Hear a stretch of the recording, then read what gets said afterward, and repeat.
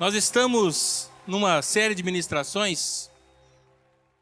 Aqueles que têm estado presentes, estiveram presentes nos últimos 2 domingos, sabem do que eu estou dizendo. E eu fui incumbido pelo pastor Roberto, que hoje não está presente. Ele e a pastora Luciana tiraram uma semana de férias, de folga, e não estão hoje aqui, mas próximo domingo estarão de volta aqui. Mas eu fui incumbido de dar continuidade a essa série de ministrações, que fala sobre o que mesmo? Está escrito ali também, né? Herdeiros. E ser herdeiro, o ser herdeiro de Deus, que é o que nós estamos ministrando, é algo que eu entendo que, na maioria das vezes, nós não damos, e eu me incluo nisso, né? Não damos o valor real de tão grande condição. Alguns dias atrás, algumas semanas atrás, um amigo, um colega de trabalho, meu dizendo, amigo também, ele me contou uma história, e no primeiro domingo em que o pastor ministrou, sobre a nossa condição de herdeiros do que mesmo? Quem lembra? Primeiro domingo, herdeiros do quê? Pode? Da nossa posição em Cristo, da nossa condição, da nossa posição em Cristo, ou seja, de herdarmos essa condição de filhos de Deus. E como eu estava dizendo, já vou entrar na história que esse meu amigo contou, ser filho de Deus é algo que nós não valorizamos, entendo eu porque, ou pelo menos não da forma que deveríamos valorizar, primeiro porque nós nascemos ou vivemos num país predominantemente cristão, e existe um princípio ou um senso comum que diz que todo mundo é filho de Deus. Não é isso? Isso é um senso comum. Que é comum você ouvir uma frase do tipo... Quando alguém está se sentindo no direito de receber alguma coisa, dizendo assim, não, mas eu também sou filho de Deus. E que todos são filhos de Deus, né? E esse princípio, esse valor, esse senso comum, faz com que, considerando que realmente fosse assim, que nós sabemos que não é, se alguém não sabia, fique sabendo hoje que não é assim. Nenhum de nós nasceu filho de Deus. Todos nascemos herdando uma herança adâmica, que rompeu. Mortos espiritualmente, não nascemos filhos de Deus.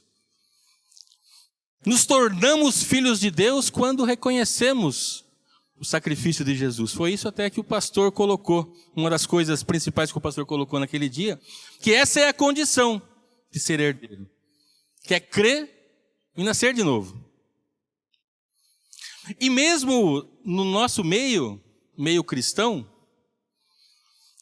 também tem uma outra, aí já é uma verdade, não é uma mentira, mas um outro fator que faz também que, entendo eu, que nós também não valorizemos tanto, que é o fato que nós não compramos isso, nem com dinheiro, nem qualquer que seja a atitude, ou seja, não há esforço pessoal, não há sacrifício, não há nada que eu e você possamos fazer para conquistar essa condição.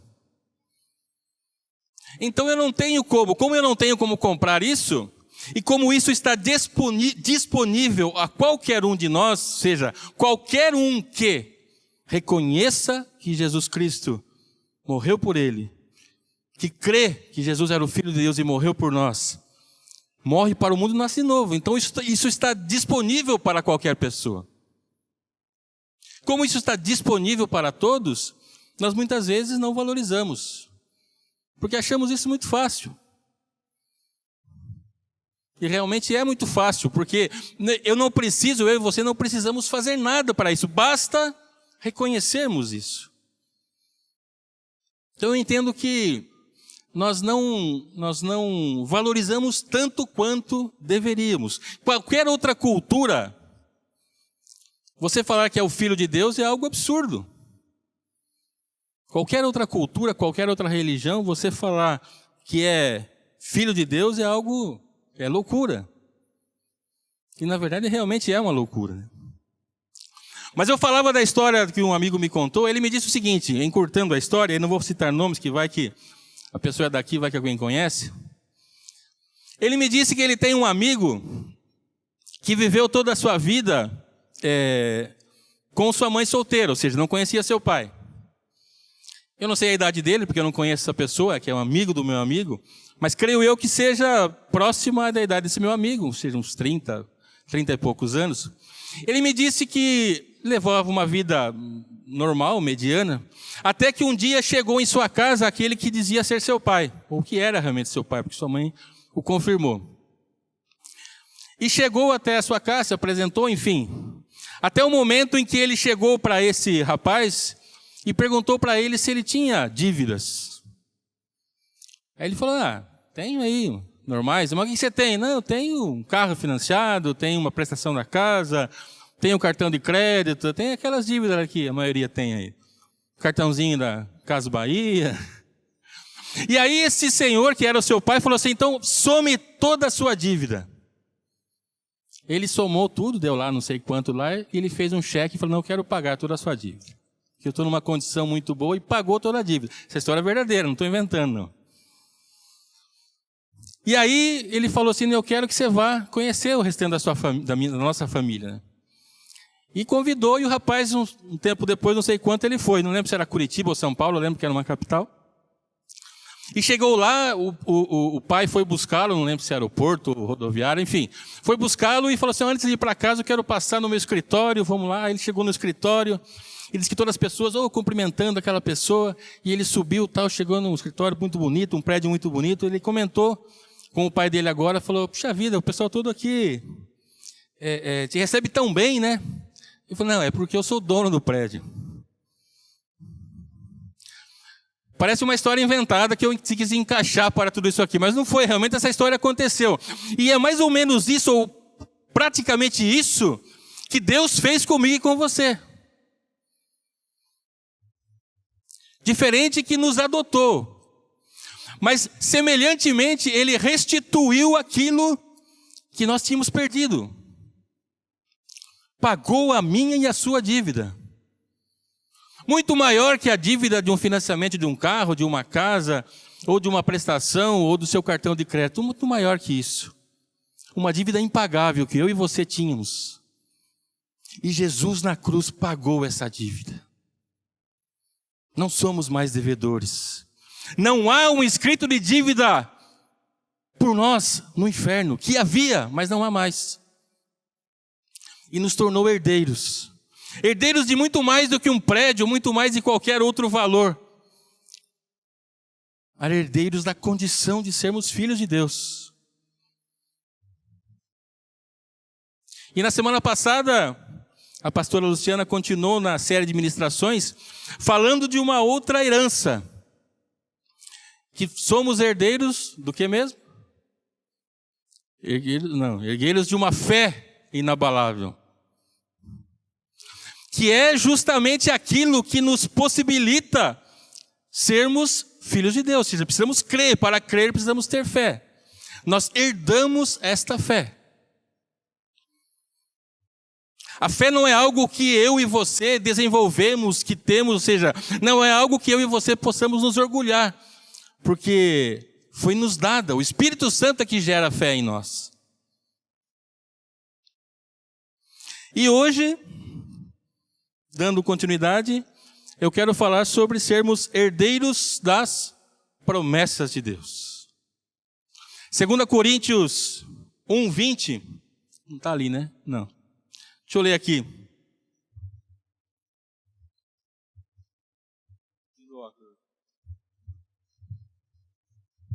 Segunda Coríntios 1:20, quem quiser abrir. Está ali. Vamos ler então. Tantas quantas forem as promessas de Deus, todos têm em Cristo o sim. Por isso, por intermédio dele, o amém é proclamado por nós, para a glória de Deus Pai. O que é uma promessa?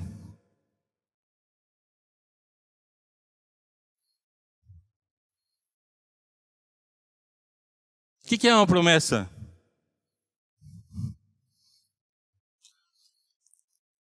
Eu tenho quase certeza que a maioria de nós aqui, maioria, quem sabe não, mas muitos de nós deve ter feito hoje uma promessa.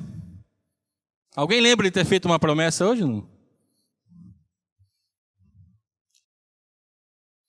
Não? Ninguém fez promessa hoje?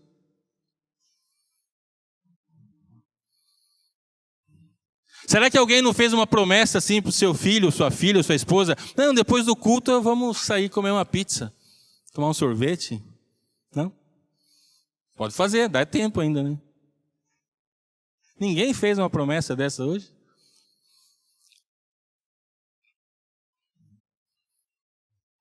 Mas o que é? Oi? Mas o que é então uma promessa? Hã? Ficou no mesmo lugar, né? Hã? Assumir um compromisso. O que mais? Tá bom assim? Isso é uma promessa? Dá um exemplo então de uma promessa. Sair comer uma pizza, é uma promessa, né? Eu procurei no dicionário, acho que está aqui, né? Vai no próximo aí. Compromisso de fazer, dar ou dizer alguma coisa. Olha lá. Ele não tinha visto a projeção, não. Ou ele está com o dicionário online ali na mão. Ali. Mas isso é uma promessa, é um compromisso de fazer alguma coisa. Então, como eu estava dizendo, que nós provavelmente muitos fizeram promessas, quem sabe você não fez hoje, mas fez ontem, anteontem, mas é algo que faz parte da nossa vida. Nós costumamos fazer promessas. Quem sabe quando eu falei em promessa, já pensou numa promessa diferente, né?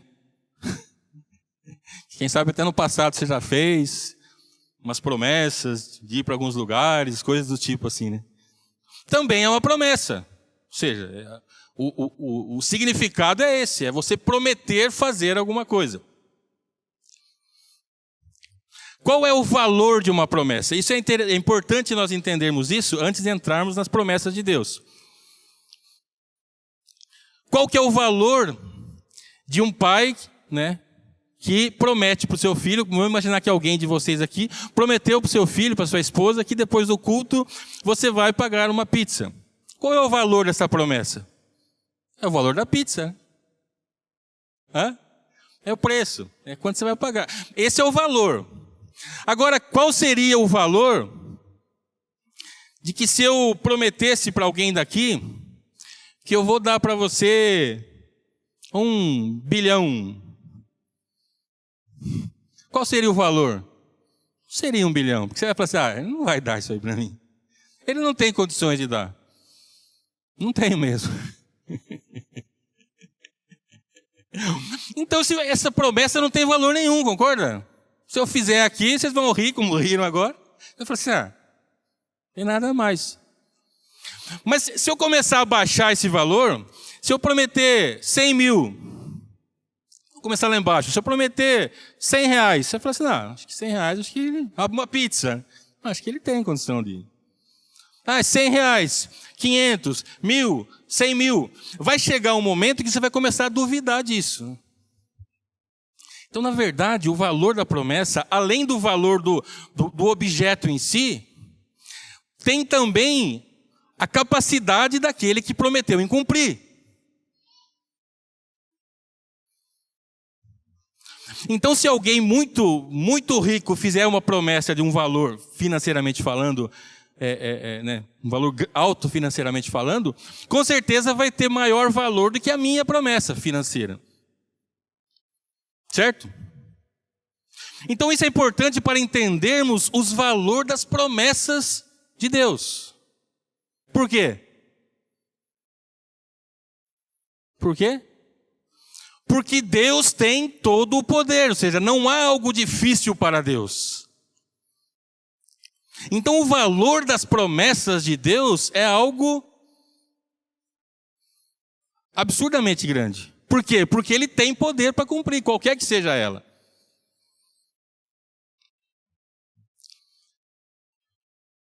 Quais são as promessas de Deus?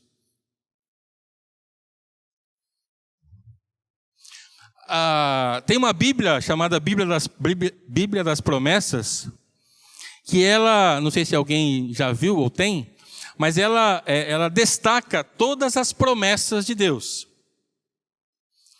Destaca tudo aquilo que entendemos como promessas de Deus. Nesta Bíblia temos destacada 1.100 promessas. Mas outros teólogos e estudiosos dizem que há mais de 8.000 promessas. 5.000 no Velho Testamento e 3.000 no Novo. Então tem muita promessa. Você lembra de alguma promessa? Pode falar. Alguém pode citar alguma promessa de Deus?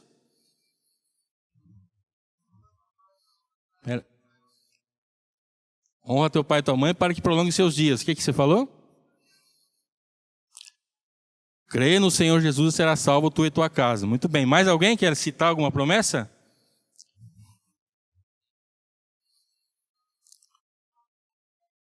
Como é que é? Repete.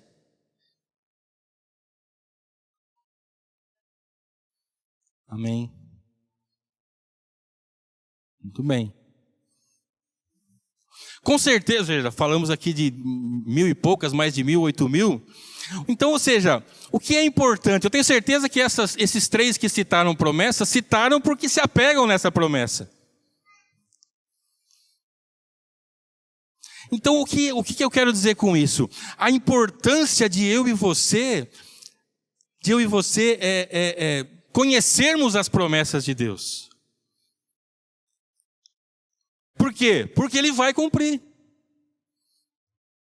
Eu até trouxe um aqui.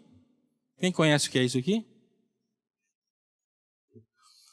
Chamo de caixinha de promessa. Você vai numa livraria evangélica, vai ter um monte de tipo de caixinha de promessa. Aí você abre aqui, tem um monte de cartãozinho com uma promessinha de Deus ali. Um texto bíblico. Não estou dizendo que você deve fazer isso aqui. Ou que você deve conhecer somente as promessas de Deus. Não devemos conhecer toda a palavra, mas é importante que eu e você conheçamos as promessas de Deus. Porque elas vão se cumprir. No texto que nós lemos inicialmente, ele volta. Tantas quantas forem as promessas de Deus, todas têm em Cristo o sim. Ou seja, independente de onde está esta promessa, seja no Velho ou no Novo Testamento, elas têm o sim em Jesus. É por causa de Jesus que o sim da promessa já existe. É óbvio que promessas do Velho Testamento, nós acabamos tendo que ter um esforço teológico um pouco maior, porque normalmente são promessas que originalmente foram feitas para um povo específico ou para alguém em específico. Porém, em Cristo elas têm o sim na minha e na sua vida. Então eu preciso um pouco mais de esforço teológico para entender isso. Mas elas se tornam um pouco mais fáceis no Novo Testamento. Porque como diz a palavra, tudo converge para Cristo. Ou seja, tudo que está no Velho Testamento aponta para Jesus. Tudo aponta para Jesus. E a partir de Jesus, no Novo Testamento, tudo é a partir de Jesus. Então, todas as promessas que você lê na Bíblia, olhe através desse filtro, que é o sacrifício de Jesus na cruz. Não há como nós pegarmos um texto, qualquer que seja ele, da palavra, e olharmos para ele, tentarmos trazer para nós, sem olhar por esse prisma, através de Jesus. Isso não existe. Jesus é aquilo que que faz com que tudo realmente seja uma verdade em nossas vidas. Por que nós fazemos uma promessa? Por que alguém prometeria para um filho que vai sair comer uma pizza depois do culto? Por quê? Tem algum motivo, né? Ele poderia simplesmente não falar nada, chegar no final, vamos comer uma pizza. Só ia ser alegrado do mesmo jeito, né? Ou não? Por que nós prometemos, então? Porque o filho pediu. É um motivo. O filho pediu, tá bom, prometi. Mas ele podia não falar nada também. Ele falou, não vou falar nada. Pois na hora vai ser surpresa. Será que não seria até melhor se Deus não prometesse? Vai pensar assim, o Márcio vai achar que Deus fez errado, ele vai falar, não é isso. Eu sei que Deus fez da melhor forma, mas vamos tentar entender a Deus. Ou seja, não seria, se Deus não prometesse, simplesmente, você tem promessas aqui. Por exemplo, a Vânia citou uma promessa ali da questão dos filhos e tal. Ele não promete nada, em um determinado dia ele cumpre a palavra. Ou qual foi a que você falou mesmo, Daniel? Crê no Senhor Jesus será salvo. Aí você leva uma vida toda perdida, com a dúvida aqui, aí chega no fim, fui salvo. Por quê? Por que Deus preferiu, ou por que, vamos entender nós primeiro, por que nós preferimos prometer para alguém? Um dos motivos, eu concordo com o Leandro, que falou que é para alegrar. Não, você falou porque pediu, né? Mas você pediu, você falou, o que você fez? Com isso você alegrou. Então, se a pessoa pediu e você prometeu o que você vai fazer, você alegra, né? Concorda? O que mais? Da paz. O que mais? Segurança. Encorajamento, não é? Então, se você está passando, eu não estou pensando em Deus ainda. Você está passando por alguma dificuldade, você está difícil e alguém promete te ajudar. Não, eu vou te ajudar. Você tem um problemão para resolver amanhã. E aí você conversa com alguém aqui e a pessoa fala, não, amanhã eu vou lá, eu vou te ajudar. Aí você fica encorajado. Agora sim. Então agora eu vou dormir, tranquilo. Tranquilidade. Nos dá alegria, nos dá confiança, nos dá tranquilidade, nos dá paz e também gera em nós atitudes. Porque se alguém prometeu que vai fazer algo em mim, então eu já estava desistindo. Então já que ele vai me ajudar, então eu vou agir, eu vou com ele. Estes são os motivos que Deus colocou promessas. Para que eu e você possamos ter essa confiança, para que eu e você possamos nos alegrar. Quando vemos as promessas de Deus, eu imagino que assim como eu, você se alegre. Quando você descobre uma promessa de Deus para a sua vida. Quando você está triste, desanimado, e alguém fala, ou o Espírito Santo testifica no seu coração, ou você encontra na palavra uma promessa que resolve aquele seu problema, você se alegra, eu pelo menos me alegro. Me encoraja. Mudo de atitudes. Porque tem alguém que prometeu. E não é um qualquer. É o Deus Todo-Poderoso. Que prometeu que vai agir em meu favor. Nós não vamos aqui fazer uma grande relação de promessas, sejam as 1.100 que eu falei da Bíblia, as 8.000, mas eu separei 5 tipos, ou 5 promessas, que eu entendo que são as principais, e que elas, digamos, englobam todas as demais. Pode até ser que eu encontre alguma que não se encaixe, mas eu tentei e eu fiquei com essas. Eu separei 5 delas. A primeira é João 3,16. Eu acho que essa a maioria sabe de cor. Vamos falar juntos? Porque Deus amou o mundo de tal maneira, outras versões falam amou de tal maneira que deu seu Filho unigênito, seu Filho único, para que todo aquele que nele crê não pereça, mas tenha a vida eterna. Então qual é essa promessa? Salvação.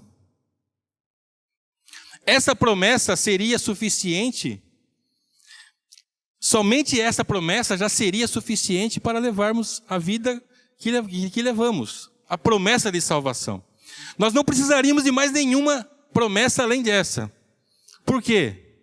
Porque é a promessa de que crendo em Jesus, ou seja, todos nós que cremos em Jesus, temos a certeza, porque Deus prometeu, que somos salvos.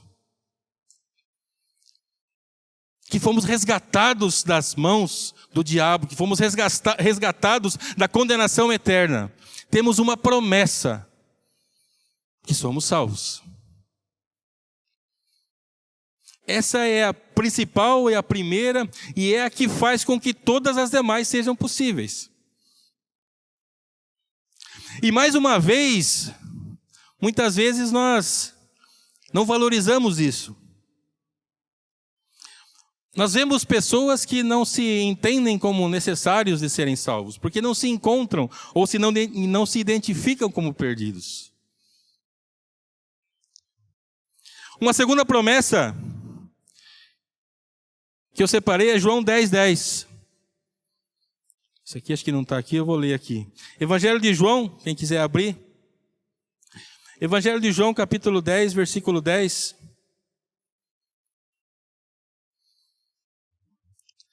Se alguém achar e tiver uma voz forte, pode ler aí.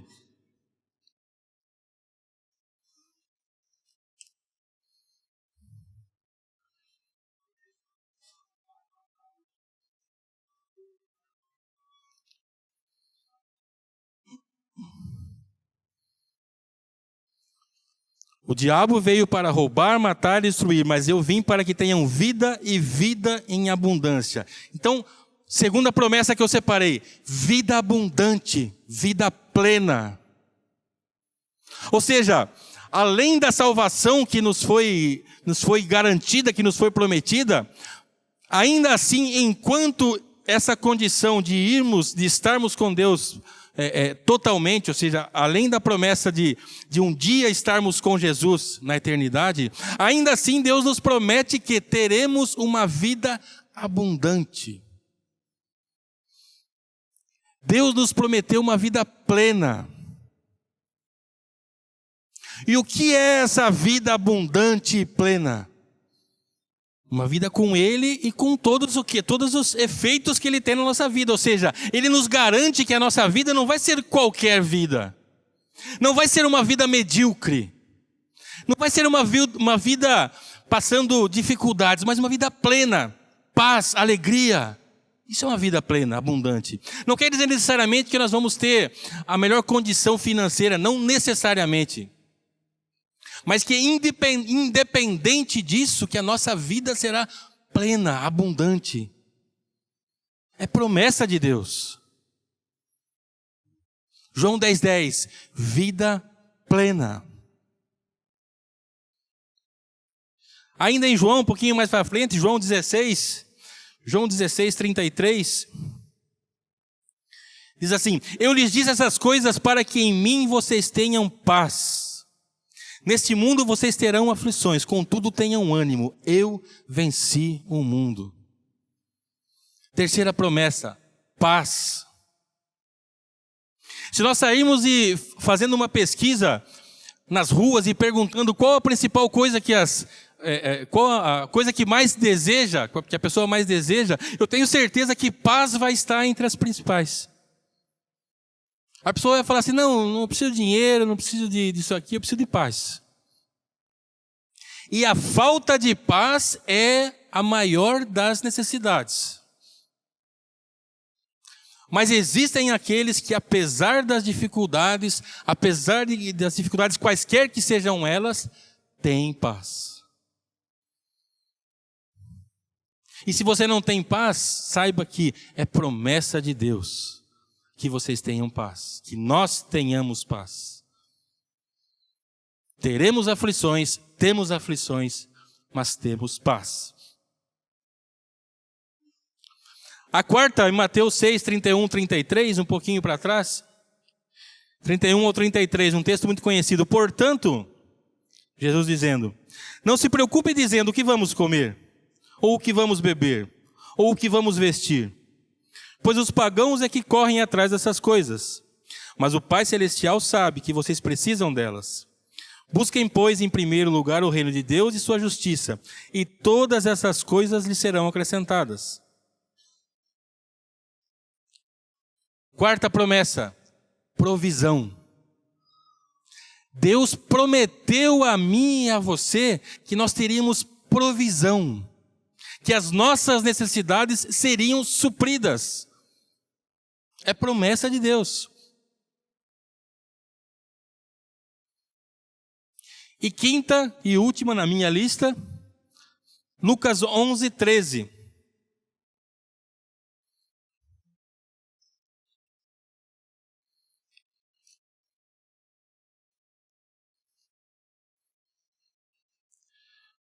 Lucas 11, 13. Se vocês, apesar de serem maus, sabem dar boas coisas a seu filho, quanto mais o Pai que está nos céus dará o Espírito Santo a quem pedir. Quinta promessa, o Espírito Santo. Então, como eu disse, nós podemos até encontrar outras promessas que, creio eu, a maioria delas estão dentro dessas que relacionei aqui. Mas com certeza essas 5 são as principais. Salvação, vida plena, paz, provisão e Espírito Santo. Com certeza, este é o perfil do Filho de Deus. Salvo, vida plena, que tem paz, que tem provisão e que tem o Espírito Santo.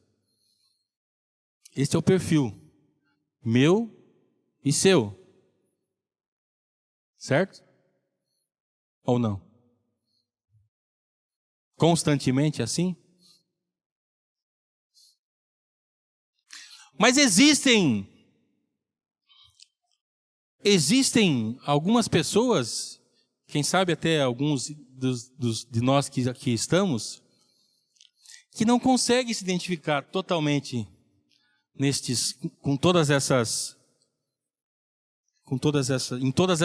com essas circunstâncias em sua vida, ou então com todas essas promessas cumpridas em sua vida. Concorda ou não? Quem sabe eu e você, em alguns momentos, não sentimos o que essas promessas, ou que algumas delas, ou que uma delas, não está cumprida em nossas vidas. Não está sendo cumprida. Por que será?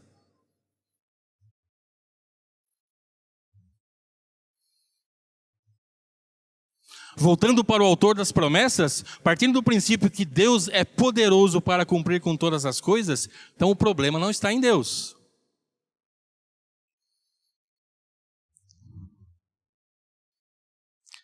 Para tentarmos entender isso, eu quero relembrar de uma história bíblica, que é a Batalha de Ai.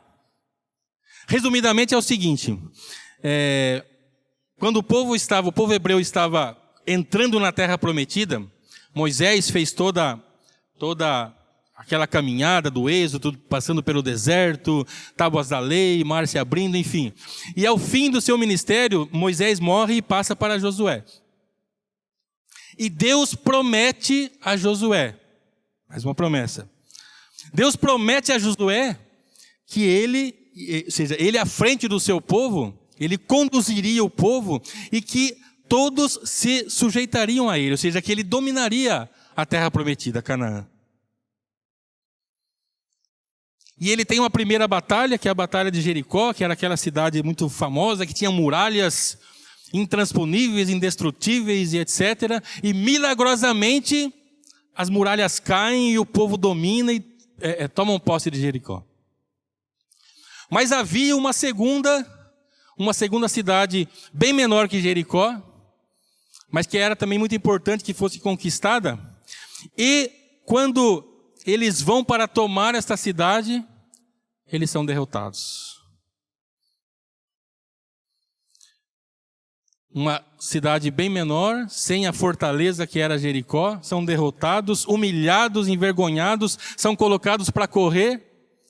36 soldados hebreus morrem e eles perdem a batalha. E a promessa não se cumpriu. Não é? O porquê desta promessa não ter sido cumprida? Porque um dos soldados, um dos hebreus, ele e seus filhos, desobedeceram uma direção que Deus havia dado. Desobedeceram uma direção de Deus que foi transmitida, e Josué transmitiu a eles, que eles não deveriam tomar posse de nenhum objeto ali de Jericó, mas que deveria ser tudo consagrado a Deus. E eles desobedeceram, pecaram, e por conta disso, houve essa derrota. O que isso tem a ver conosco, então? Tem a ver que o único motivo, ou os únicos motivos, para que as promessas de Deus não se cumpram na minha e na sua vida, é o pecado, é a desobediência, e é a falta de crer naquilo que Deus tinha prometido. Porque eles tomaram aqueles tesouros, entendendo que aquilo era segurança para eles. E o que fez com que o povo fosse derrotado, e que a promessa de Deus, pelo menos naquele momento, não se cumprisse, foi a desobediência a Deus. Foi não crer nas promessas de Deus, e foi o pecado que estavam neles. E normalmente é isso que faz com que as promessas de Deus não se cumprem em nossas vidas. A garantia da vitória, a garantia do cumprimento da promessa de Deus, não é o fato de que nós já tivemos uma vitória anterior, não é o fato de que nós já tivemos uma promessa cumprida. Mas o que garante a nossa vitória, o que garante o cumprimento da promessa, é aquele que prometeu.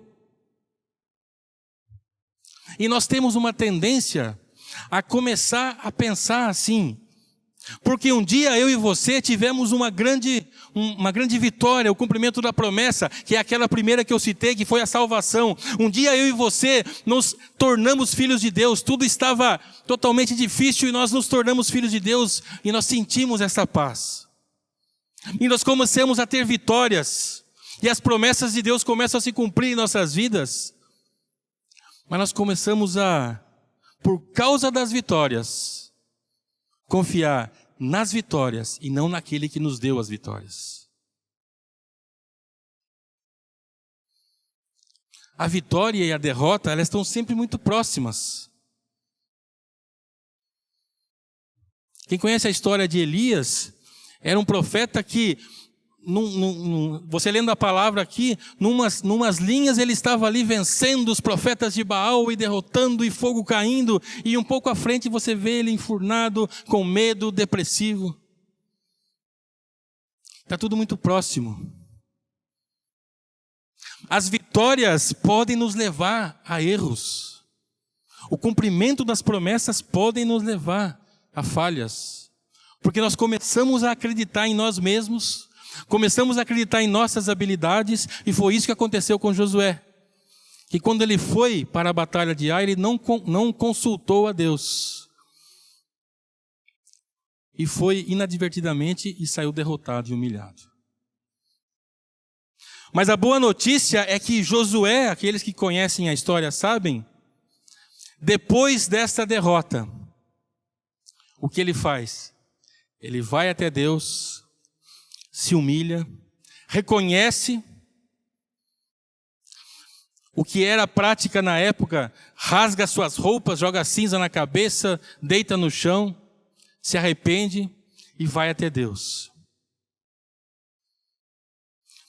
E a boa notícia é que Deus revelou a ele o motivo da derrota.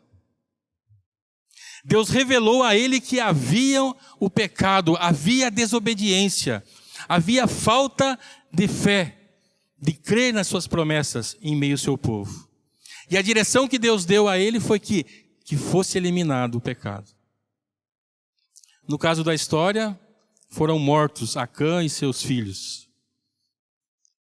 Mas na minha e na sua vida, é matar em nós o pecado.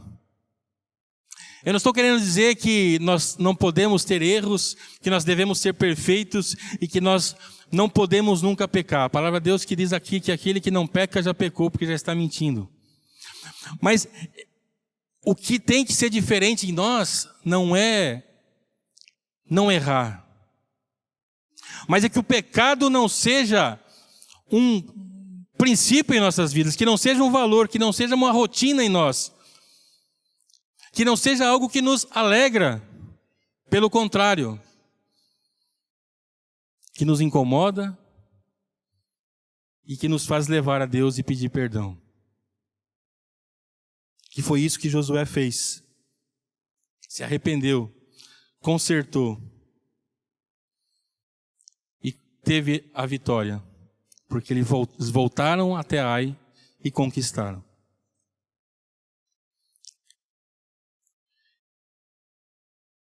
Resumindo, o que nós precisamos para ter a certeza que todas as promessas de Deus se cumpram é eliminar de nós todo o ranço do pecado. Eliminar de nós o prazer pelo pecado. Obedecer a Deus e confiar nas promessas de Deus. É declarar que você confia em tudo aquilo que Deus prometeu. E agir considerando isso. Agir conforme alguém que realmente crê na promessa de Deus. Alguém que não crê nas suas forças. Que não crê simplesmente porque até agora tem sido vencedor. Mas que crê naquele que prometeu, que é fiel e justo para cumprir tudo aquilo que prometeu. A pastora falou na semana passada, na ministração, que nós só alcançaremos aquilo que pudermos crer. E eu lembrava hoje à tarde dessa frase, que as promessas de Deus se cumprirão no momento em que eu e você crermos sem dúvida nenhuma, de que elas se cumprirão. E que a minha e a sua decisão seja obedecer, seja confiar nas promessas de Deus. Que nós possamos hoje tomar uma decisão. De tomarmos a decisão de que acima de quaisquer circunstâncias, nós vamos crer nas promessas de Deus. Que não importam as circunstâncias, nós vamos confiar que as promessas de Deus se cumprirão nas nossas vidas. Que essas promessas que aqui citamos devem ser verdade em nossas vidas. Que nós devemos sempre ter convicção da salvação. Que isso seja realmente um princípio, que nada pode trazer dúvidas quanto a mim e a sua salvação. Que Deus prometeu para mim e você vida plena e abundante. Que nós devemos ter paz, provisão e que o Espírito Santo é dado a nós. Que nunca nos falte essa certeza. Que nós possamos sempre confiar e crer naquilo que Deus prometeu. Para que eu e você sejamos exemplos do cumprimento da promessa. Que onde quer que eu e você estejamos, as pessoas possam ver em nós vida plena, provisão, paz o Espírito Santo. Que essa seja a minha e a sua marca. Que todos possam ver em nós essa marca. Que todos possam ter a certeza que as promessas de Deus se cumpriram em nossas vidas e se cumprem dia após dia. Eu quero te convidar para se colocar em pé. E que enquanto cantarmos esse louvor, você possa crer. Que você possa declarar que você confia nas promessas de Deus. Que mesmo aquelas promessas que um dia você recebeu e que hoje você já nem mais considera, que você hoje tome essa decisão de trazer de volta esta promessa à sua mente. Porque se elas não se cumpriram ainda, não foi porque Deus falhou, mas foi por causa da minha e da sua falha. Porque eu e você duvidamos. Que assim como Josué, que viu a promessa não se cumprindo naquele momento em que ele era derrotado, que isso seja para mim e para você algo que nos leva mais perto de Deus. Que assim como Josué, nós possamos nos chegar a Deus e a partir dali confiar, crer e ser como Josué foi, usado por Deus para conquistar tudo aquilo que ele conquistou na terra prometida. Sei que os teus olhos, sempre atentos, permanecem em mim.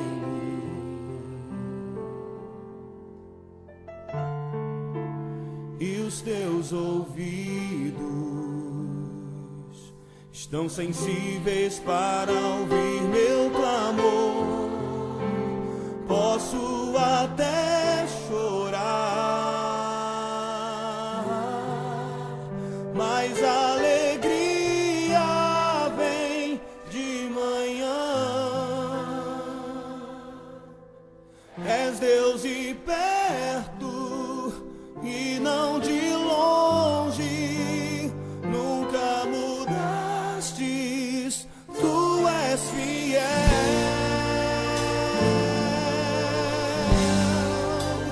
Deus de aliança, Deus de promessas, Deus que não é homem pra mentir.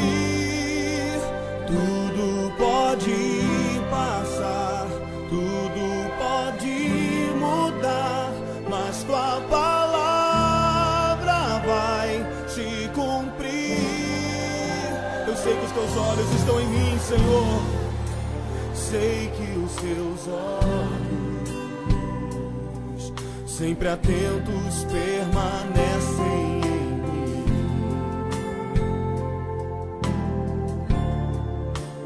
E os teus ouvidos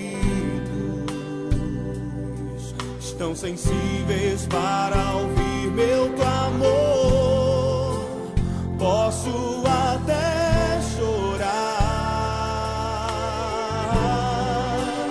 mas a alegria vem de manhã.